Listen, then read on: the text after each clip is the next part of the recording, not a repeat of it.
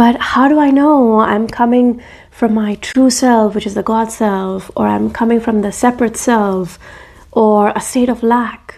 I know this has been on your mind, and we're going to explore that, and I'll share an example of what it's like to rest in the God self in a state of love or abundance towards the end of the video with a practical example. So stay tuned. So what does the embodiment of the true self versus the separate self, which is a state of lack, look like? How do you first define them? True self is nothing but awareness, consciousness, love, wholeness, fulfillment, freedom, God self, the only I, the infinite reality, truth, love, or the now. Awareness is that in which everything and everyone arises, that which knows experience, and out of which all experiences are made of. So it is the only truth that ever really exists. So now what is the separate self? It can be called the ego, the false self, the illusory self, the small self, small I, or state of lack. It is a belief in the feeling of I am temporary, I am finite, I am separate from the world. This self appears as a sense of separation. The separate self feels it is an entity that exists in its own right because it is born out of a sense of separation. It arises when the true self, for the fun of it, overlooks itself and identifies itself as a collection of thoughts, stories, or emotions in this human experience. That's why it doesn't truly exist. So, coming back to the true self, it's the recognition that we share our being with everyone and everything. This recognition is also commonly called love, from which loving relationships manifest. Versus the separate self feels love is an emotion it needs to hold on to, return to, manufacture, gain, acquire from another through seeking different desires, but primarily through acquiring relationships. So it creates hit and miss results while manifesting loving relationships.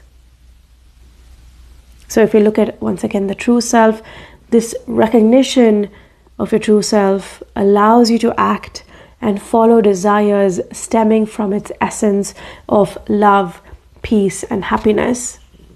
These desires manifest in the world effortlessly, and so relationships blossom. Versus your separate self, the separate self follows desires enveloped in its essence of lack or deficiency. This self manifests in the world as conflicting relationships, seeming obstacles, validation, or approval-seeking behavior. Whereas your true self, this recognition allows your unique, unclouded, individualistic qualities to shine from the foundation of love. Relationships now are full of fun. They're full of frolic and mischief. Versus the separate self lives a life of seeking and resisting, devoted to the search for love, a sense of wholeness. It's founded on lack, clouded by validation. It aims to be unique or special from another while relating to others. Now, your true self, letting go is who the true self is. Letting go is not the activity you as the true self does. The true self does not hold on to or get rid of any relationship or experience. It's very much like the space in the room, non-resistant, and has already let go of everything, including conflict. Whereas for the separate self, letting go feels like an activity it undertakes under the guise of true self to manifest a desired relationship. This happens especially initially after coming across spiritual teachings like non-duality or manifestation. It is soon exhausted by this futile or, this useless attempt. Now, the true self is the only one that does not come and go. Consistently rich relationships blossom from here. Whereas the separate self comes and goes because it is made of temporary thoughts or emotions and a sense of separation. So inconsistent, demanding relationships grow here. If you look at the true self, it is the undisturbed presence, changeless, unending, indivisible, alive, this luminous self. Now, if you look at the separate self, it's a temporary, finite being that is suffering, meaning it's in pain, feels less than fulfilled, from where a path to the recognition of true self appears. This is where we have operated for most of our lives. There's nothing wrong with the separate self, but it is time to trace your way back. Not change your way back, but to trace your way back to reality as it is, which is whole and fulfilled, where trusting and reliable relationships and other desires can manifest, grow, and be nurtured.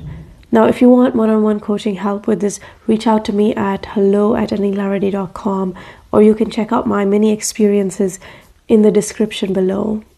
And now, let's look at the example of how the embodiment, or what I call resting in love, or embodying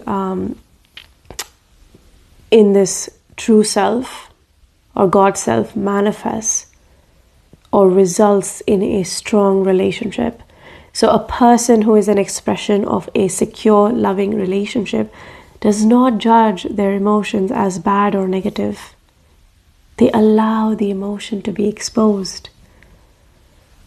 Their relationship is not threatened, nor is it slowed by it. When you're resting in a secure, loving relationship, you bow down to the dejection. You radiate fear by...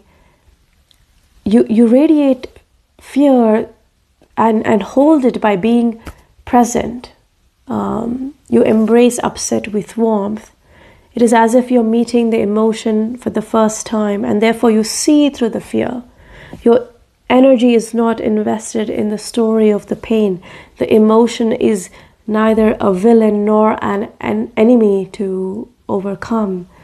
You don't force it away, you don't change it, or you don't manipulate it. You are present. You do not act on these negative emotions. You pause. When you're resting in a secure, loving relationship, it's as if you're meeting again the emotion for the very first time.